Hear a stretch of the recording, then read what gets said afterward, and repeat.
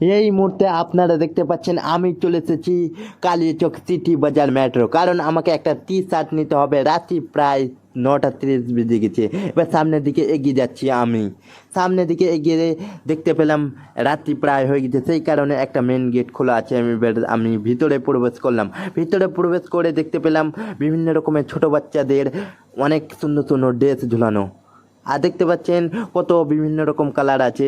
এবার সঙ্গে সঙ্গে আমি উপরে চেপে পড়লাম। একটা দাদা নিজের পছন্দ মতো শার্ট খোঁজাখুঁজি করছিল, আর এদিকে আমি নিজের পছন্দ মতো টি শার্ট খোঁজাখুঁজি করছিলাম। আর আপনারা দেখতে পাচ্ছেন বিভিন্ন কালার টি শার্ট ঝুলানো আছে। এবারে আমি দুটো টি শার্ট নিজে পছন্দ মতো করেছি, আর আপনারা দেখতে পাচ্ছেন ড্রেস চেঞ্জ রুমে চলে এসেছি।